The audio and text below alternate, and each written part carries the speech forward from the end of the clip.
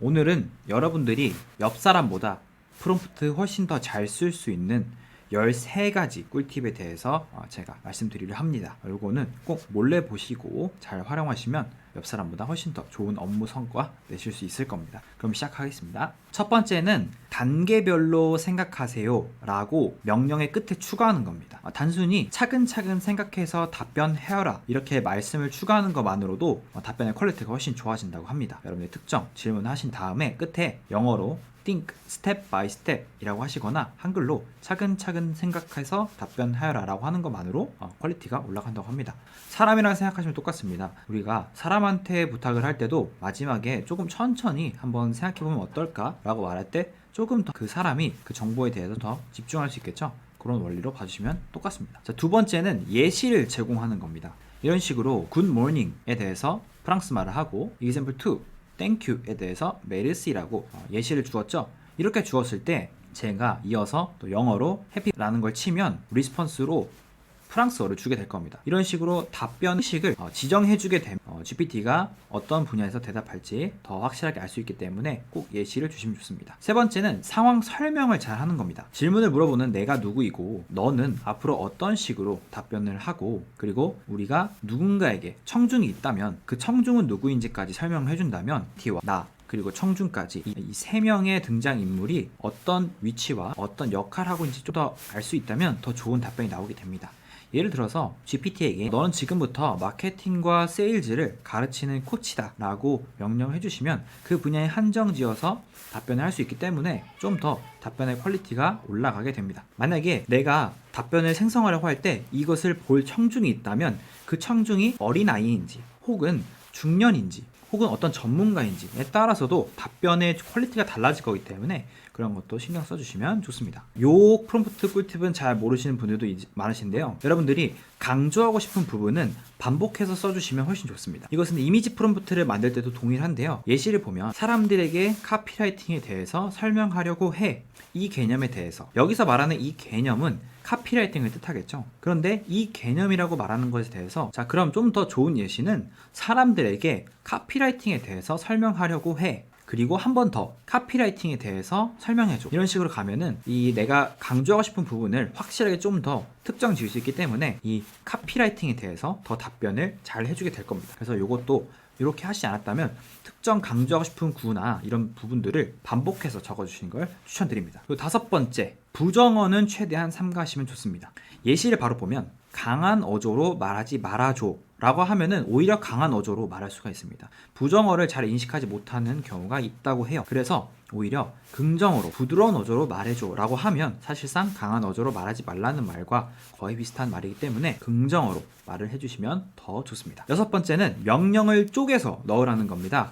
여러분들이 간혹 가다 명령을 여러 단계로 넣으시는 경우가 있는데 그렇게 하다 보면 본인도 요청함에 있어서 좀 헷갈리는 경우가 있습니다. 더군다나 AI는 더 헷갈리게 될 겁니다. 그래서 작업을 좀 나누어 주셔서 하나의 작업에는 하나의 결과물이 나오는 식으로 인스타그램 캡션에 들어갈 내용들을 확인하고 작업 2, 캡션의 프레임워크, 캡션이 어떤 식으로 글이 구성되는지 한번 확인하고 그리고 세 번째, 그리고 후킹 문구, 레퍼런스들을 한번 참조해서 작성을 해줘라. 이런 식으로 좀 더 일을 나눠주면 이 친구가 좀 더 이해를 잘 한다고 합니다. 자, 이 부분도 굉장히 중요한데요. 일곱 번째는 바로 줄바꿈이나 지시사항 등을 통해서 문구를 분류하는 겁니다. 저희가 명령을 하다 보면 이렇게 그냥 아무 생각 없이 쭉 적다 보면 X, 자 작업 1처럼 앞서 적었던 프롬프트인데 그것을 쭉 그냥 이어서 적었죠. 개행도 하지 않았습니다. 엔터도 치지 않았죠. 이렇게 적게 되는 경우가 굉장히 많아요. 또 그리고 다른 어떤 플랫폼이나 어떤 텍스트를 긁어다 왔을 때 이렇게 쭉 이어져서 들어가는 경우가 많습니다. 그런데 이렇게 적는 것보다 아래 예시처럼 작업 1 그리고 인스타그램 캡션을 제가 지금 강조했죠. 인스타그램 캡션에 들어갈 내용들을 확인하고 개행으로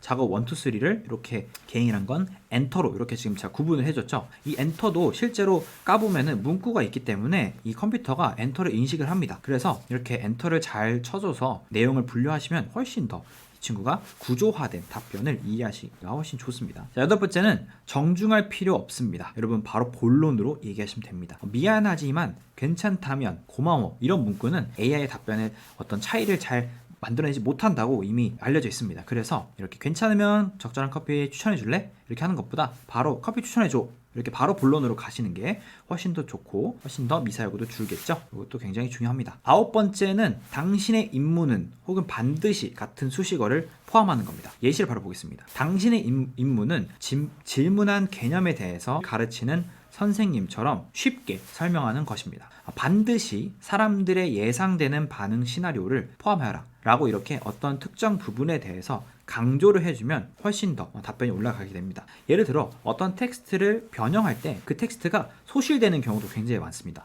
원본이 굉장히 소실되는 경우도 있는데 이럴 때도 원본의 문구들을 최대한 빠짐없이 누락 없이 손실되지 않도록 주의해 라고 하면은 훨씬 더 그 손실되는 정도가 줄어들게 됩니다. 이런 식으로 원하시는 부분을 좀 강조하는 것도 중요합니다. 10번째는 조금 웃길 수도 있는데 협박하는 겁니다. 자, AI의 성능이 협박을 하면 좀 더 올라간다는 것이 이미 논문으로 검증이 되었습니다. 그래서 여러분들이 일종의 벌칙을 주면서 답변을 요구하면 조금 더 퀄리티가 올라간다는 내용이 있습니다. 예를 들면 너의 답변은 반드시 이런 형식으로 나와야 해. 너 이렇게 안 하면 내가 불이익 줄 거야. 이런 식으로 답변을 한번 해보시면 좀 더 퀄리티가 올라간다고 합니다. 실제로 저도 해본 결과 좀 더 네 알겠습니다. 이런 부분을 조심해서 하겠습니다. 이런 식으로 좀 더 긴장감을 가지고 답변하는 듯한 느낌을 받았습니다. 자, 이 부분부터는 많이 못 보신 것들일 텐데요. 이런 식으로 편견을 제거하는 겁니다. 여러분들이 생각하실 때 본인이 원래 알고 있던 지식에 빠지는 경우가 굉장히 많습니다. 그래서 저희들은 그런 것들을 생각하면서 답변을 하게 되는데 사람은 근데 이 친구에게 편견을 없애서 이 친구가 아무 편견 없이 답변할 수 있도록 그래서 저희가 진정한 인사이트를 얻을 수 있도록 답변을 해달라고 하면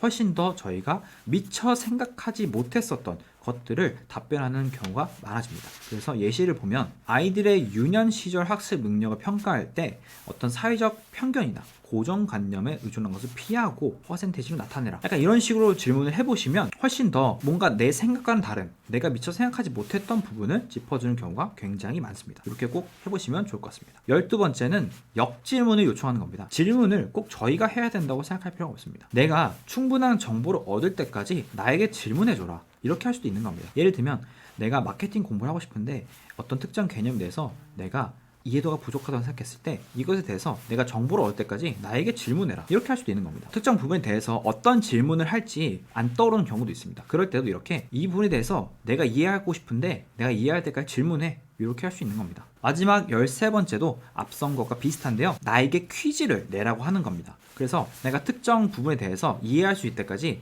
나에게 퀴즈를 내. 대신 나에게 답은 알려주지 말고 그것을 퍼센티지로 어느 정도 이해했는지 나에게 테스트를 해봐. 이런 식으로 질문해보면 굉장히 또 재밌습니다. 그래서 여러분들이 어떤 특정 개념에 대해서 좀 깊은 이해가 필요하실 때 퀴즈를 하면서 문제를 맞춰보면서 한번 답변을 하시면 그 문제가 90% 이해했다 라는 것까지 느끼기 전까지 계속 질문 요청하시면 그 재밌는 답변을 얻으실 수 있을 겁니다. 네, 오늘 이렇게 해서 13가지 팁에 대해서 알아봤는데요. 도움이 되셨다면 구독과 좋아요 한 번씩 부탁드리고 앞으로도 AI 문맹 을 해소하기 위해서 여러가지 정보들을 드리겠습니다. 여러분들이 좀 더 궁금하신 부분이 있으면 댓글로 적어주시면 제가 그 부분에 대해서 영상도 준비해 보도록 하겠습니다. 오늘도 감사합니다.